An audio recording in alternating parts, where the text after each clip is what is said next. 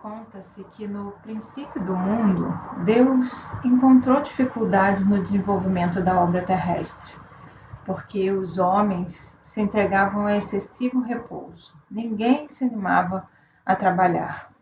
A terra ficava solta e se amontoava aqui e ali minerais variados se estendiam ao léu, águas estagnadas apareciam em toda parte. E Deus pretendia erguer lares, erguer templos, educandários, abrigos diversos. Mas com que braços? Os homens e as mulheres da terra, convidados a trabalhar ao suor da edificação por amor, respondiam: para quê? E comiam os frutos silvestres e perseguiam animais para devorá-los e dormiam sobre as grandes árvores. Depois de refletir muito, o grande governador, Deus, criou o dinheiro, adivinhando que as criaturas presas à ignorância, se não sabiam agir por amor, operariam por ambição. E assim aconteceu. Tão logo surgiu o dinheiro, a comunidade se dividiu em pequenas e grandes facções, incentivando-se a produção em benefícios gerais e de valores imaginativos. Apareceram candidatos a toda espécie de serviços. Alguns queriam permissão para fundar olarias, outros queriam pesquisar os minérios e transformá-los em utensílios. Um outro trabalhador pediu para explorar as áreas abertas para poder plantar cereais. Mais um outro pediu empréstimos para produzir fios e então poder colaborar para o aperfeiçoamento do vestuário, da vestimenta. E pessoas de várias procedências vieram solicitar auxílio financeiro destinado à criação de remédios. E Deus atendeu a todos com muita alegria. E dentro em breve surgiram olarias, lavouras, teares rústicos, oficinas e também o desenvolvimento amplo do progresso na inteligência e nas coisas.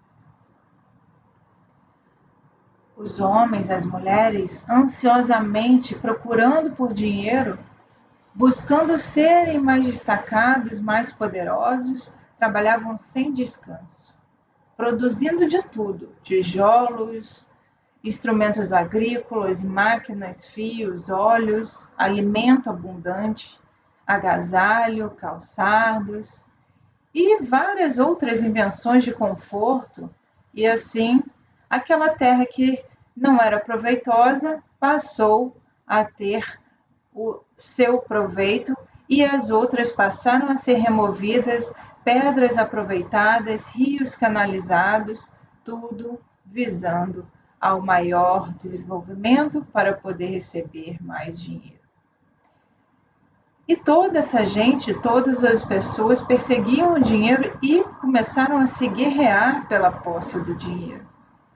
Vendo então isso, Deus, que vendo que os homens continuavam produzindo vantagens, buscando a posse, buscando a prosperidade, ele ficou, de certa forma, satisfeito, pensando, né, que como os seus filhos não tinham produzido por amor, por causa daquela deficiência que ainda eles tinham no seu desenvolvimento, o dinheiro poderia então fazer com que, pela competição entre as pessoas, pudesse-se ter algum benefício.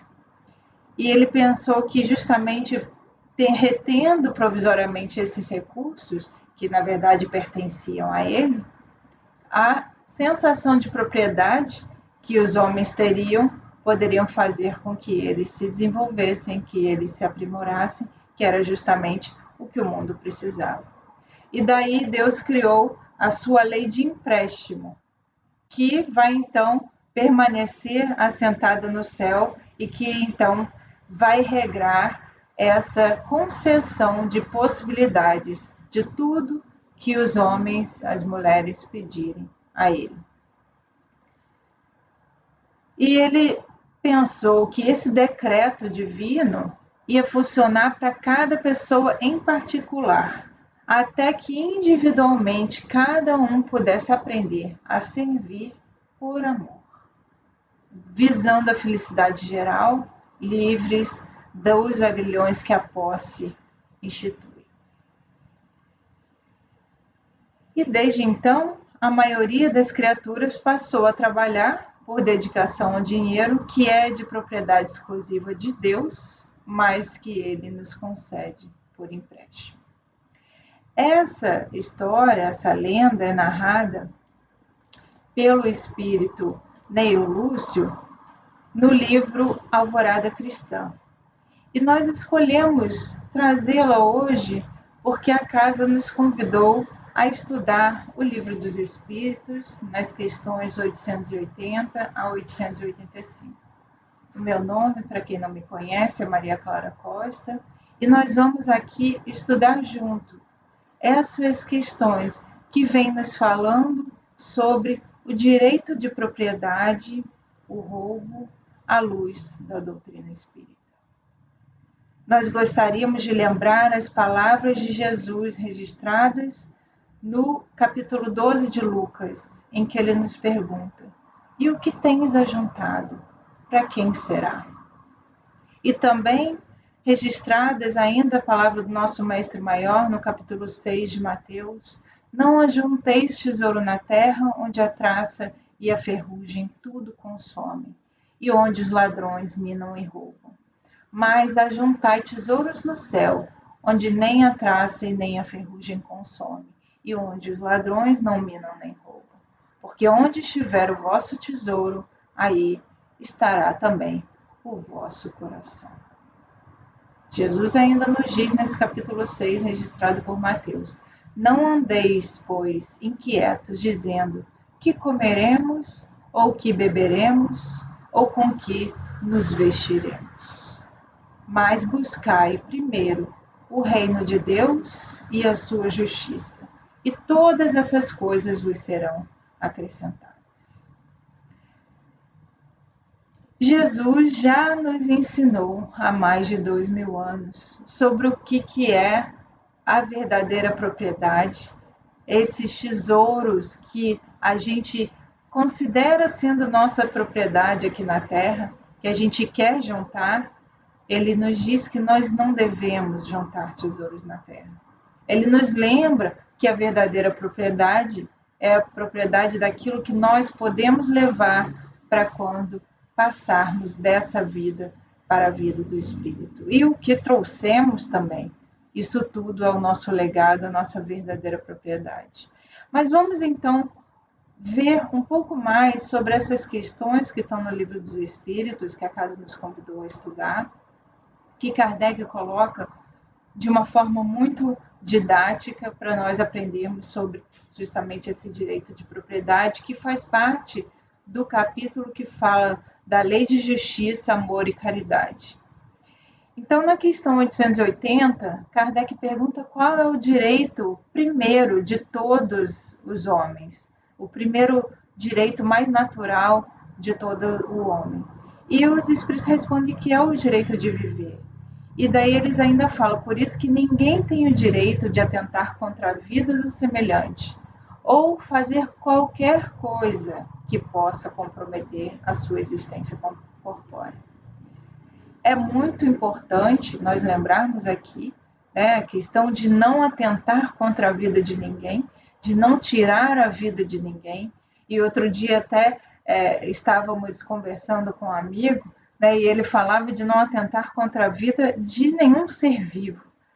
Nós sabemos que nós precisamos nos alimentar, nós precisamos viver, mas o quanto máximo a gente puder evitar de matar, de tirar a vida dos seres vivos, é o ideal, não só para os homens, como é a questão de Kardec, mas para todos os seres. Aí podemos falar até dos animais que a gente às vezes mata sem ter nem piedade, um mosquito ou um inseto no geral, mas nós precisamos rever, pensar: podemos conviver com esses animaizinhos? Será que eles vão nos atrapalhar tanto assim? Da mesma forma como nós já temos um entendimento de que não devemos tirar a vida dos nossos companheiros, dos nossos irmãos, das nossas irmãs. Nós precisamos parar e pensar um pouco sobre isso. Então, aqui está muito claro para nós que esse direito da vida é o direito básico, é o direito primeiro de todas as pessoas. E aí a segunda pergunta que nos cabe, né, que é 881, vem em cima disso, já que o direito de viver é o direito básico, nós podemos considerar que o direito de ajuntar o que for necessário para a sobrevivência é também um direito do homem na Terra?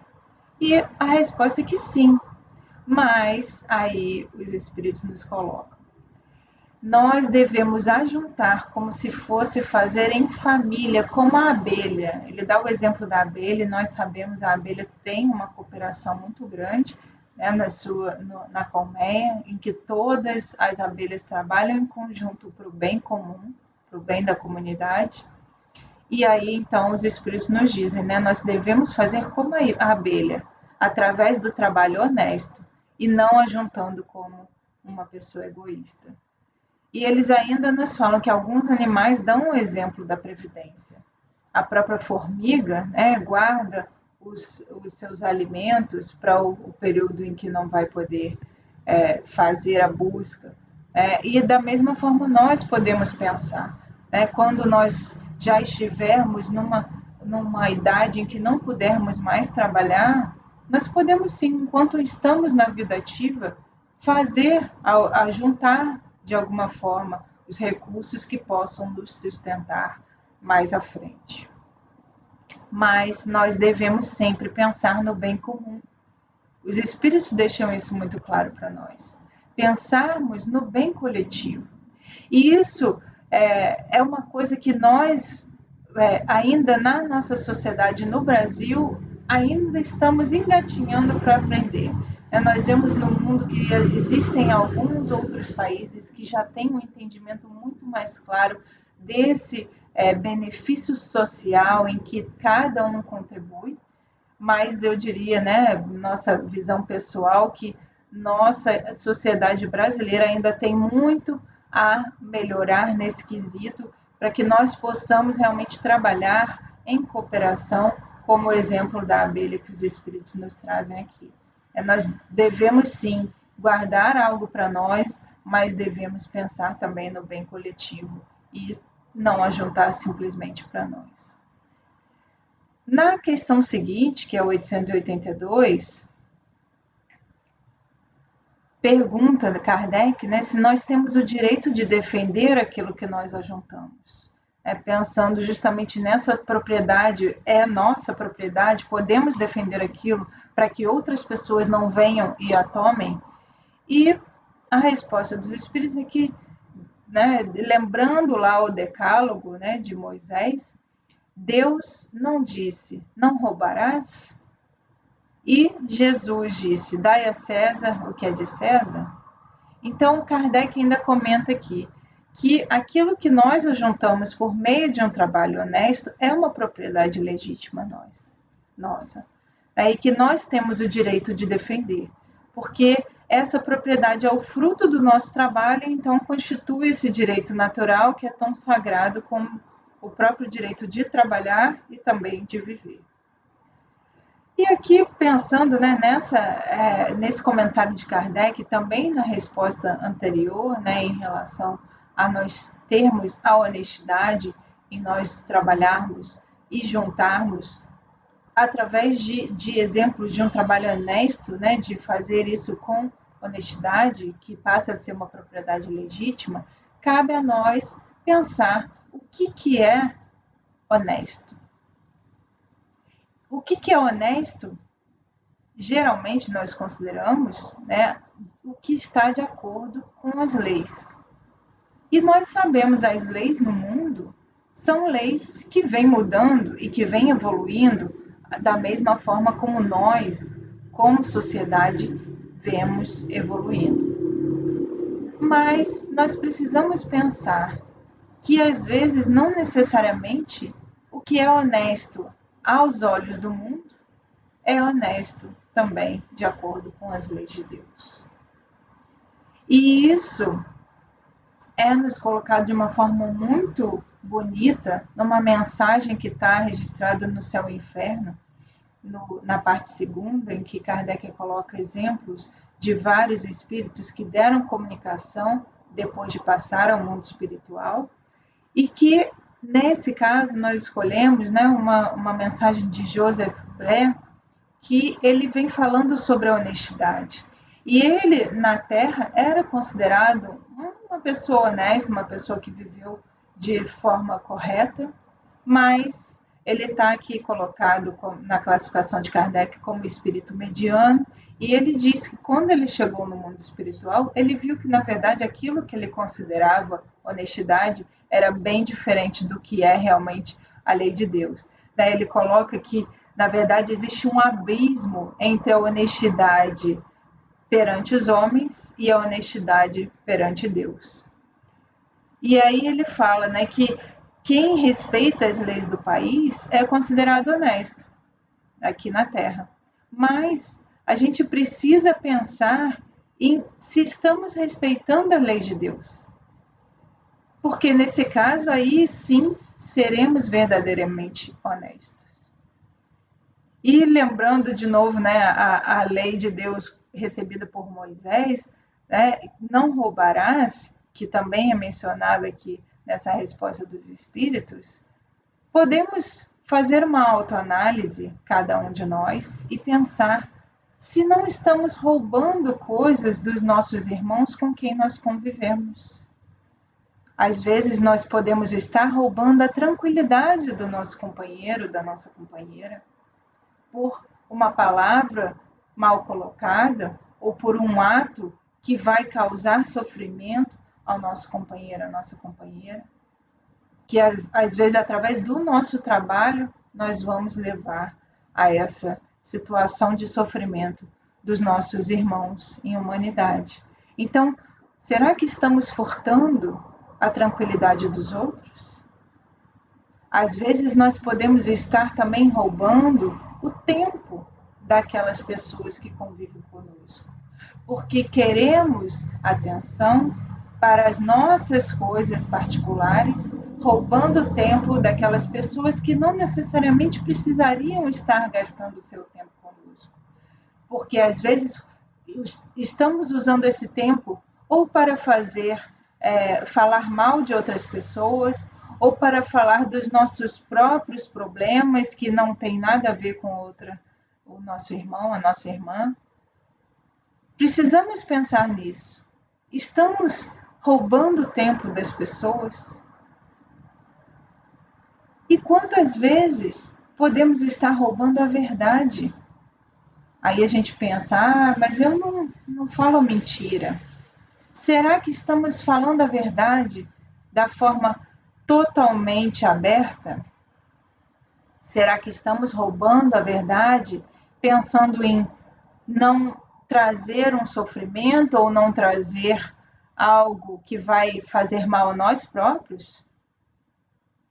Às vezes o que nós consideramos que vai trazer sofrimento para o outro, se nós mentimos, aí sim é que nós estaremos causando sofrimento. Porque nós sabemos a verdade sempre aparece. Então precisamos pensar, será que estamos furtando a verdade nas nossas situações, no nosso trabalho, na nossa convivência do dia a dia? Será que estamos também roubando o respeito por às vezes não tratar da forma correta a outra pessoa? Por às vezes não dar a devida atenção ao que ela necessita? Por às vezes falar mal dela para outros, para uma terceira pessoa? Será que estamos respeitando nossos irmãos, nossas irmãs? Ou estamos furtando o respeito? Da mesma forma, a dignidade, estamos furtando a honra, a dignidade dos nossos irmãos, através dos nossos atos que nós fazemos ou através das nossas palavras, que vão ferir? Então, ser honesto é ser coerente. Nós precisamos ser coerentes com a lei de Deus, coerente com aquilo que nós gostaríamos que os outros fizessem para nós e nós devemos pensar em fazer para eles também.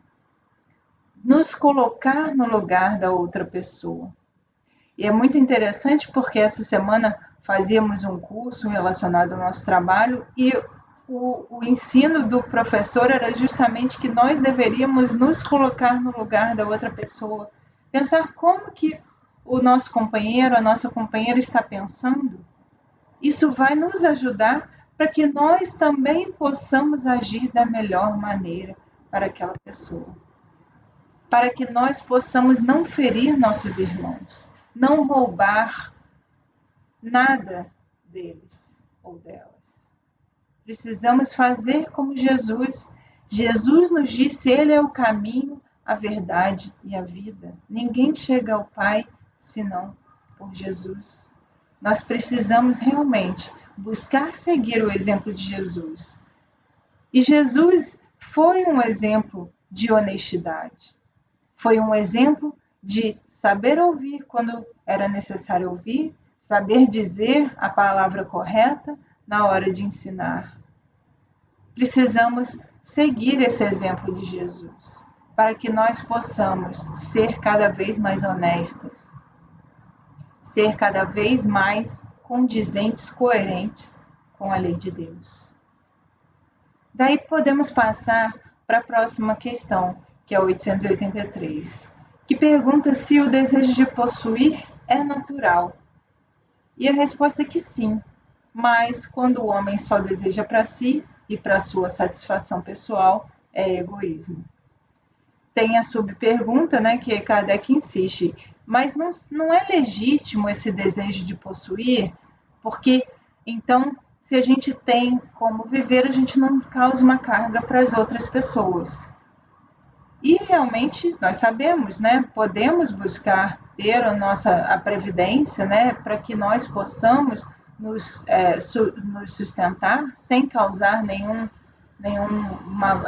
sobrecarga para as outras pessoas que vão conviver conosco. Mas a resposta dos espíritos é que existem pessoas insaciáveis que acumulam sem proveito para ninguém ou apenas para satisfazer as suas próprias paixões. E eles perguntam, será que isso é aprovado por Deus? Será que Deus está feliz com isso? Aquelas pessoas que ajuntam pelo seu trabalho com a intenção de fazer o bem, de auxiliar os semelhantes, vai estar praticando a lei de amor e de caridade, justamente de acordo com o que é a lei de Deus, essa lei que é de justiça, amor e caridade. Então, o trabalho em si é abençoado por Deus. Mas a pessoa que ajunta simplesmente para satisfazer as suas paixões, o seu egoísmo, não está agindo de acordo com a lei de Deus. E daí, né, por isso nós quisemos trazer esse conto narrado por Neio Lúcio, né, sobre a lenda do dinheiro, porque justamente Deus proporcionou que nós tenhamos acesso ao dinheiro, à propriedade, porque nós temos uma motivação a mais. Na fase em que nós ainda nos encontramos do nosso desenvolvimento como espíritos, do nosso progresso espiritual, nós ainda precisamos dessa motivação para poder sair da inércia. Senão nós realmente teríamos ficado, né, como os povos antigos, nos alimentando das frutas, nos alimentamos dos animais através da caça, sem fazer nada além. Nós sabemos que o dinheiro realmente proporciona o desenvolvimento intelectual, o desenvolvimento como sociedade, mas nós precisamos utilizar o dinheiro da melhor maneira, com essa intenção, como os Espíritos nos dizem, de auxiliar os nossos semelhantes. Através do nosso trabalho, se nós temos condição de trabalhar e outras pessoas não têm, e outras pessoas não têm às vezes, a mesma capacidade intelectual que nós temos, nós podemos utilizar do nosso trabalho para auxiliar os nossos irmãos, as nossas irmãs, que passam por dificuldades que nós sabemos também temporárias. Nós estamos aqui temporariamente, mas justamente podendo utilizar desses recursos que Deus nos colocou à disposição para o nosso próprio progresso, para o nosso próprio benefício como espíritos para nos desenvolver.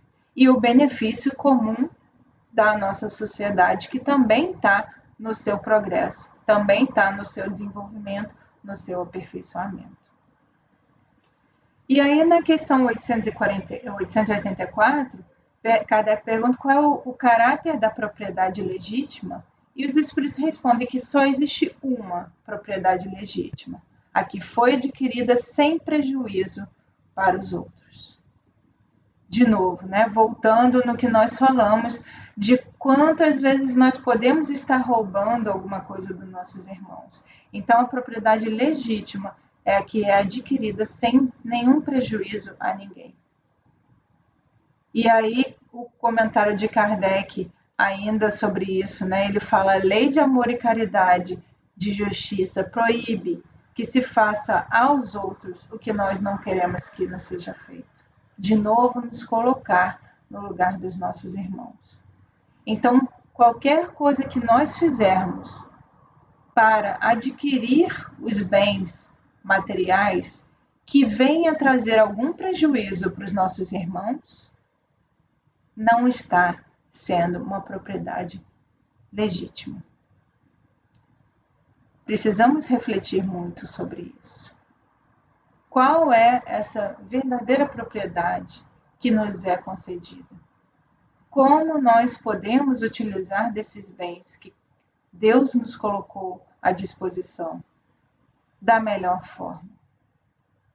Devemos refletir sobre isso em todos os momentos de nossa vida, em todas as ações que nós formos fazer relacionadas aos nossos trabalhos, ao uso do dinheiro, ao uso das posses a que tenhamos acesso. E aí, justamente terminando a última questão que nos cabe, o direito de propriedade é sem limites?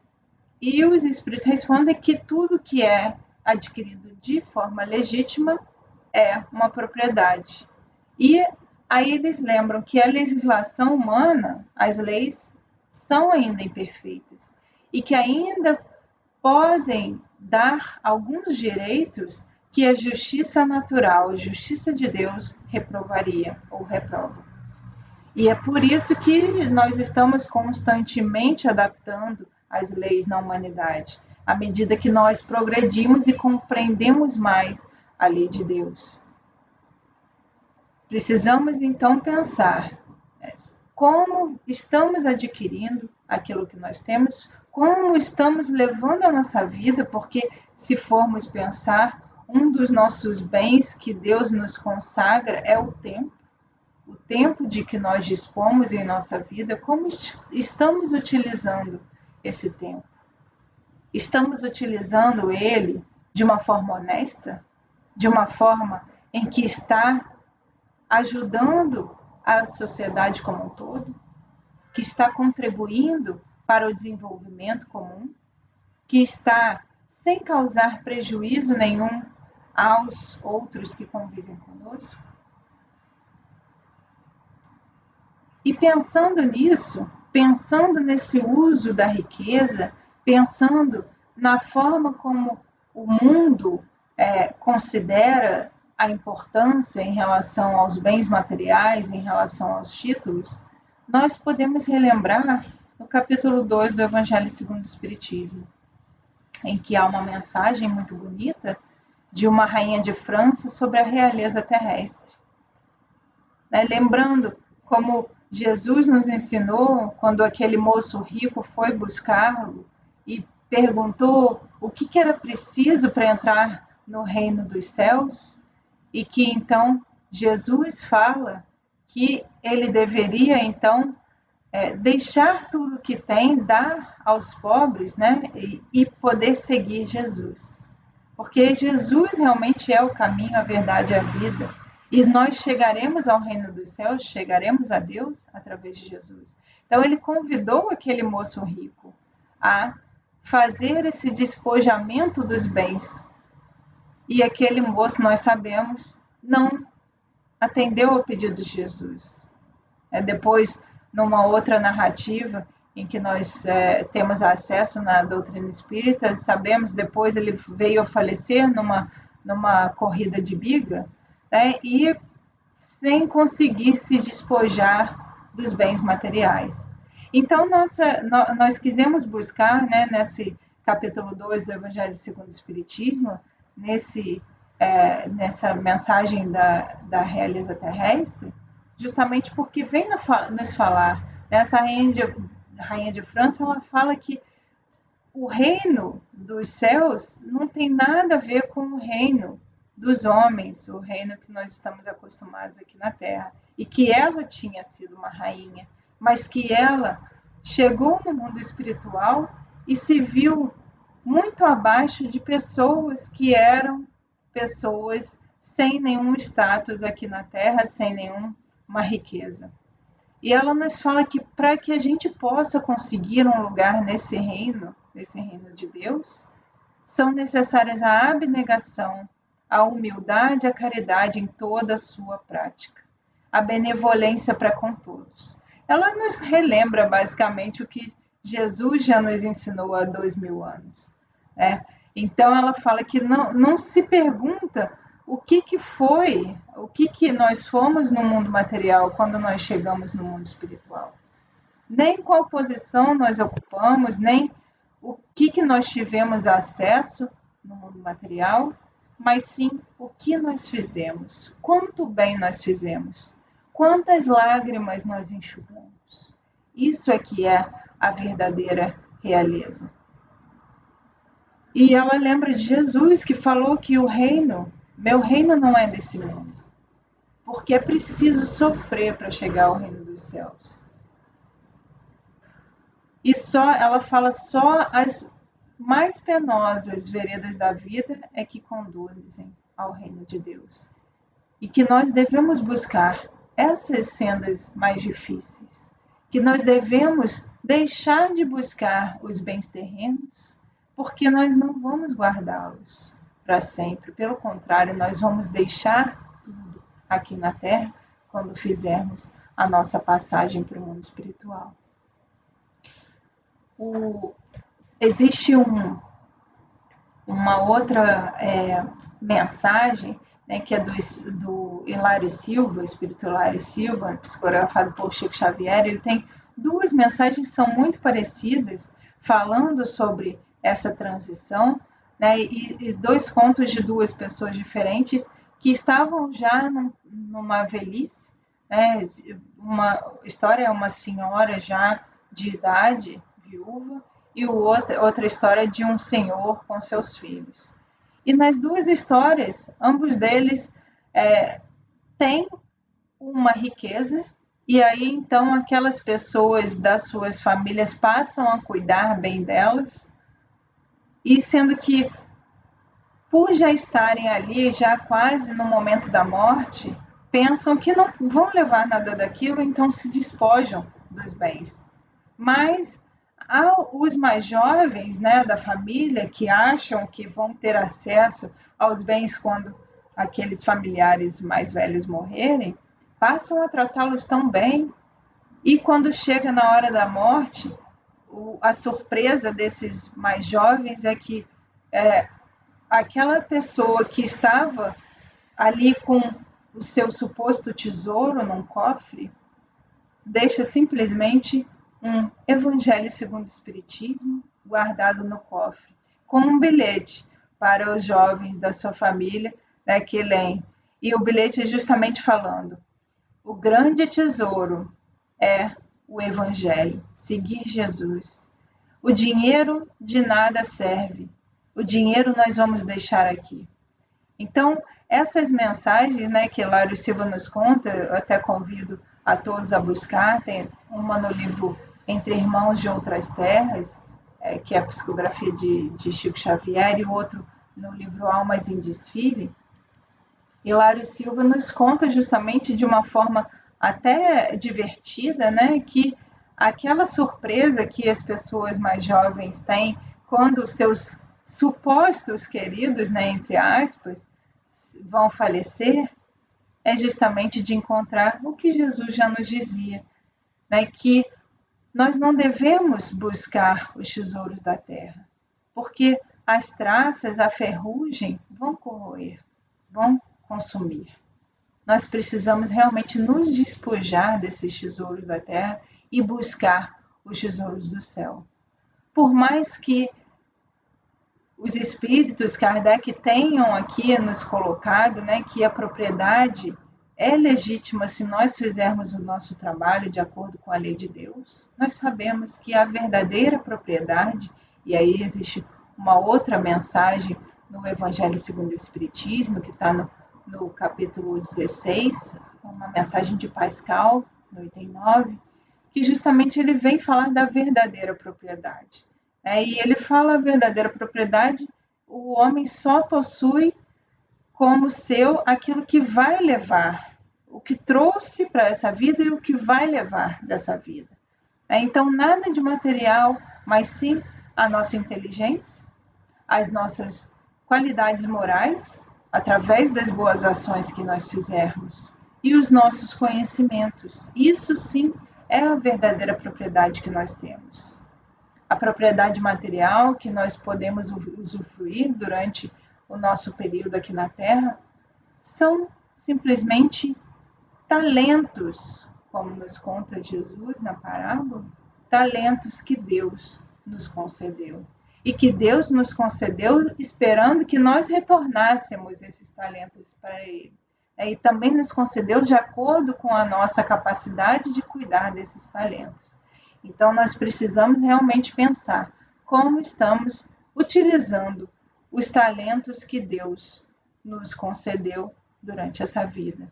E como estamos buscando adquirir a verdadeira propriedade que nós vamos levar para a vida verdadeira, que é a vida do Espírito.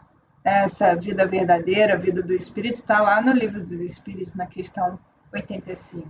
Qual é o mundo principal na ordem das coisas? O mundo material ou o mundo corporal? E os espíritos nos respondem de forma muito clara que é o mundo espiritual, que preexiste e sobrevive a tudo. Então, o mundo espiritual é realmente o primeiro, o principal na ordem das coisas. Por que então que nós vivemos sempre achando que vamos continuar aqui para sempre? Por que estamos colocando nosso tesouro na matéria? Nós precisamos buscar cada vez mais ajuntar os tesouros do céu, como Jesus nos disse. Colocar nosso coração, nosso foco, nossas aspirações nesse verdadeiro tesouro, nessa verdadeira propriedade. E um exemplo, de novo, do livro Céu e Inferno, nós trouxemos o exemplo do Joseph Bré, que é um espírito em condição mediana, e podemos trazer também um exemplo da Condessa Paula, que é um espírito já feliz, classificado por Kardec, ali na segunda parte. E ela conta que ela teve uma vida abastada, ela tinha uma certa riqueza, mas ela sabia utilizar essa riqueza em favor das pessoas. Ela fazia muito trabalho de caridade, ela dava oportunidades àquelas pessoas com que ela convivia, ela tratava com respeito, tratava bem a todos. Tanto é que quando foi da sua morte, que foi uma morte ainda jovem, ela morreu com 36 anos, todas as pessoas só tinham coisas boas a falar dela. E realmente a mensagem que ela deu, depois de desencarnada, ela fala que ela pediu essa aprovação da riqueza. Porque como Jesus falou, né, quando lá aquele jovem rico não quis se despojar dos seus bens, Jesus nos disse, é mais fácil um camelo passar pelo buraco de uma agulha do que um rico entrar no reino dos céus. E a Condessa Paula nos lembra A prova da riqueza é uma prova difícil, porque nós nos perdemos no ouro, nos deixamos empolgar pelo ouro, pela riqueza, pela fama, pelo poder, e acabamos esquecendo do que é a nossa essência, que nós somos espíritos, do que é o mundo principal, que é o mundo dos espíritos, de onde nós viemos e para onde nós vamos retornar. A Condessa Paula fala, né, ela pediu realmente essa prova da riqueza para que ela pudesse provar que ela já tinha conseguido desenvolver as qualidades morais nas suas anteriores existências, em que ela tinha tido existências como passando por dificuldades, né, entendendo o valor do cuidado entre as pessoas. Mas a prova da riqueza acaba exacerbando a individualidade. E ela pediu justamente essa prova para que ela pudesse ter certeza de que ela tinha adquirido aquelas qualidades morais. E ela triunfou nessa prova. Ela chegou no mundo espiritual cheia de uma alegria de ter cumprido a sua tarefa da forma como ela tinha se programado. Porque ela tinha sabido, né, ela soube utilizar da riqueza sem se apegar a ela. Ela soube cuidar das pessoas que estavam à sua volta, trazer o benefício da riqueza às outras pessoas também. Então, só para nós terminarmos, né, nós gostaríamos de lembrar, Paulo também fala numa carta a Timóteo, né, que o amor ao dinheiro é a raiz de todas as espécies de males, e nessa cobiça alguns se desviaram da fé e se transpassaram a si mesmo com muitas dores. Emmanuel tem uma mensagem sobre isso no livro Caminho, Verdade e Vida, que é chamado Dinheiro, sobre essas palavras de Paulo, e que ele fala que o dinheiro em si não é um flagelo para a humanidade, mas sim a forma como nós utilizamos do dinheiro. Então, nós precisamos realmente pensar, estamos utilizando daquilo que Deus nos deu, não só o dinheiro, mas todos os talentos que Deus nos deu, da forma como Deus espera de nós? Ou nós estamos nos deixando levar pelo nosso egoísmo, pelo nosso orgulho? É necessário realmente nós buscarmos cada vez mais seguir os passos de Jesus através da caridade, porque justamente como nos lembra Pascal, vai depender de nós ser mais rico quando nós sairmos daqui dessa vida do que quando nós chegarmos. Os ricos daquela propriedade verdadeira, né, como nós já falamos, da inteligência, do conhecimento e das qualidades morais.